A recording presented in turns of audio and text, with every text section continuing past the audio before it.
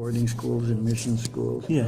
The devastation of the Allotment Act, which with the millions of acres that we ceded under the Nelson Act, we also then tribes lost over 90 million just within the reservation boundaries due to the allotment process.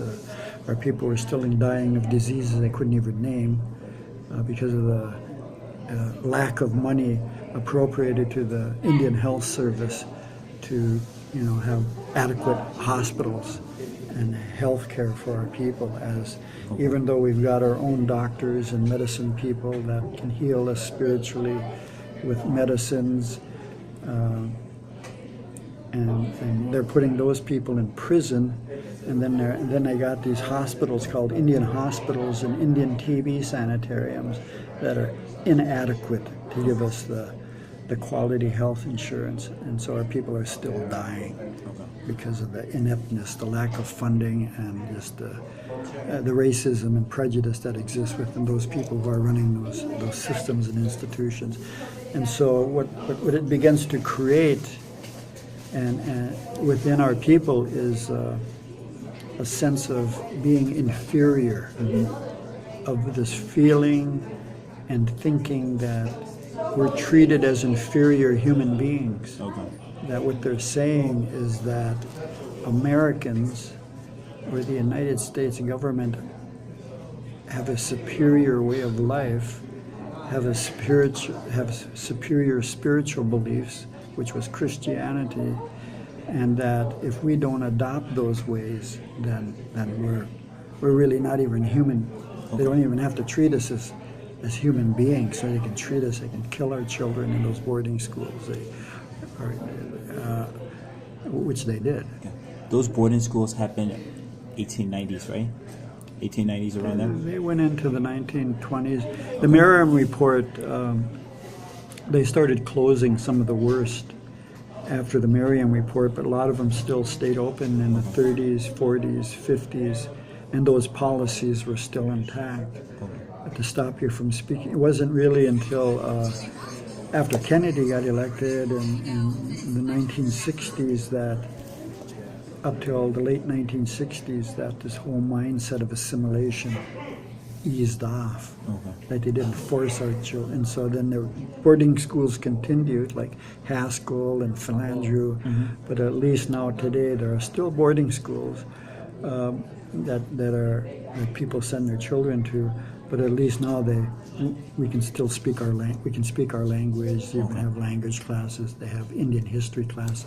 So it's changed, but those generations that went through that very harsh treatment to assimilate us, what that does is it gives you a feeling that you're less than, you're inferior, you're not as good as.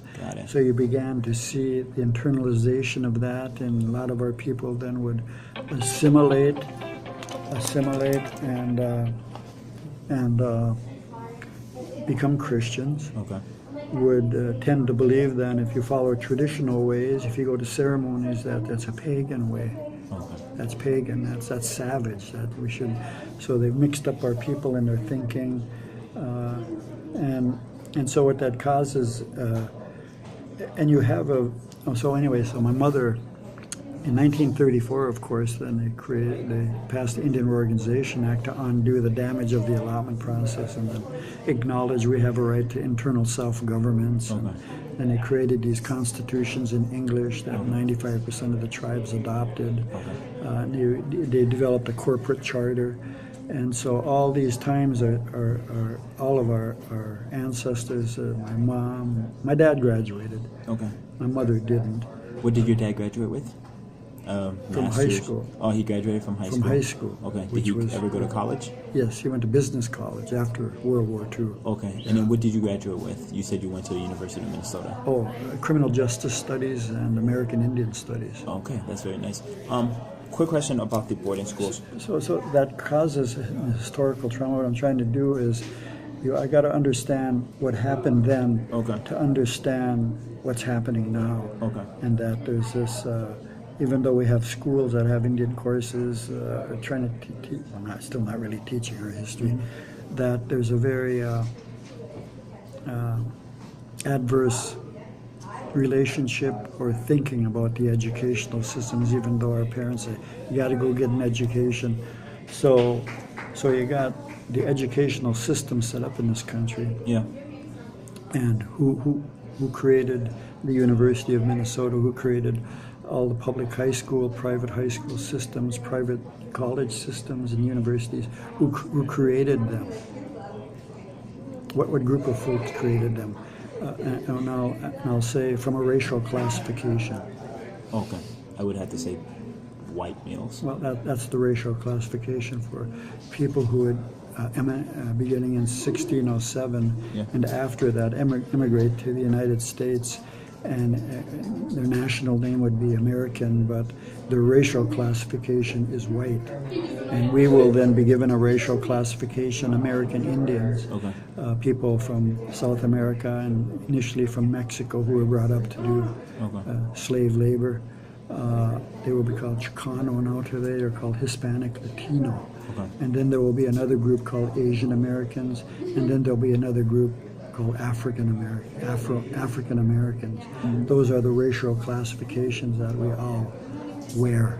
Okay. They're political and they're social titles.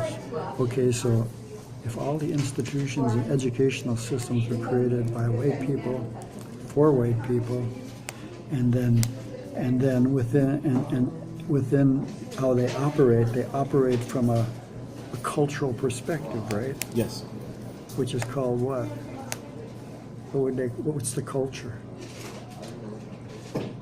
We could call it Euro-American, but Western, more of a Western. yeah, but they even call it white culture. White culture. Okay.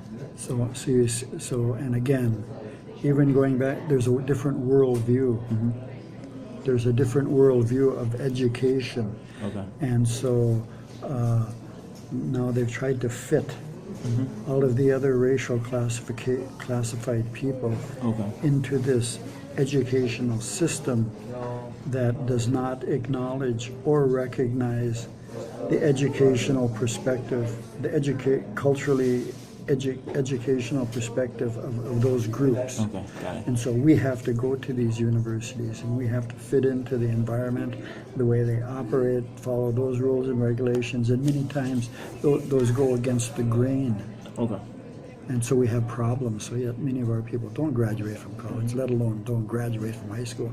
So even the public school systems are still not recognizing the curriculum is not all of our culturals. Yeah. They don't teach Black history.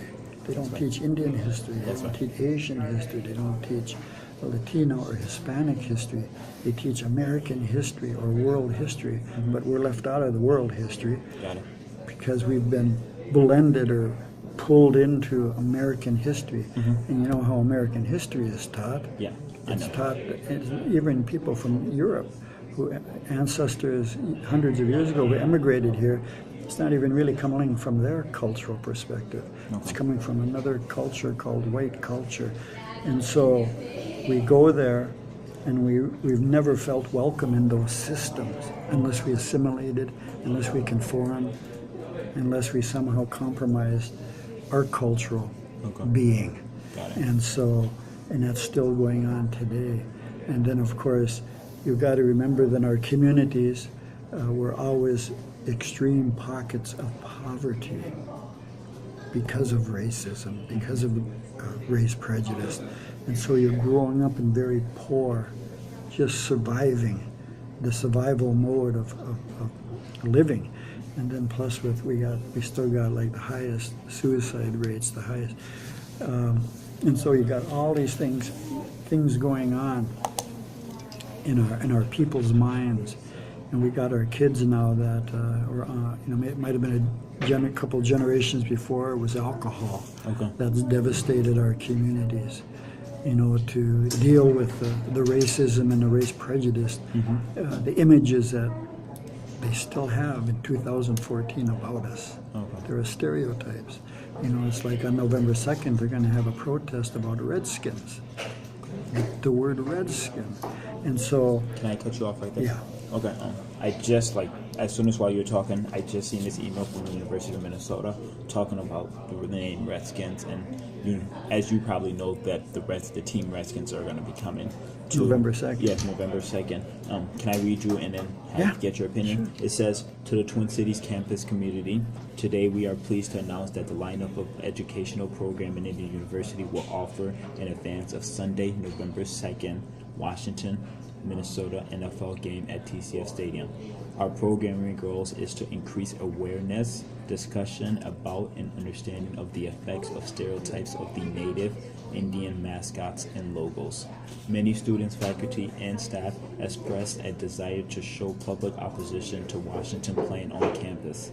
While others do not believe the name is offensive, this is an opportunity for the University of Minnesota to fulfill its role and responsibility to provide space for educational dialogue that creates understanding around issues such as these facing American Indians and others. Then it goes on. The educational event kicks off October 24th, organized for complete understanding. We also remain in ongoing discussion with the students and faculty groups, members of the state tribal communities, the National Coalition Against Racism in Sports and Media to accommodate a rally for a wide variety of groups and individuals on Sunday, November 2nd. Details will be... Okay, so the university is planning on having... It's good. Having an educational... What would you say? What's your response to what I just read you? To that email right there? Well, I think that's great. It's about time that this institution actually took a stand, public stand. And do you want me to forward you this email, by the way? Yeah. Okay, I'll do that. Yeah. Okay. And unfortunately, I wish I could come down for them, but I'm going to be in Alaska. Okay. Somebody like me, But I'm coming down for the protest. Okay. Somebody like me that I've watched football from the time I was little. Yeah. The Washington's name, has been pretty much part of my childhood, part of me growing up. So and then this whole American Indian culture I've just been trying to unravel it, trying to understand it. What would you say to somebody like me about why the name is offensive? Why there needs to be a change? What is the background? What is the basis of this? Because we see a whole bunch of march and protest against the name. But then my question is, why now?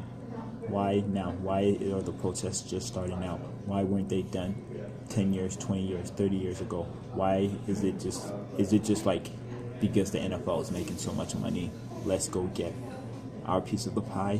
Or is it more along the lines, this is just recognition, we just recognize that this name is bad? Or protesting this name and challenging the name has been going on for 20, 30 years. It isn't just happening now. Okay. This has been going on for a long time. Okay. It's just that and it took that long to get other institutions like the NFL, the patent, where they took away the patents from it. It took how long did the civil rights movement take till the Civil Rights Act of 1964? Started in the 50s, started with the boycott in Montgomery, Alabama. Yes. 1955, it took 19 years. Okay. Of pressure, of people dying. And so it's taken this long to get to this point, to get awareness but it's not so much getting students. If you got every damn student here at the University of Minnesota understanding it was wrong. Okay. They have the power to challenge the systems, like the University of Minnesota. They have the ability through organizing to challenge these, because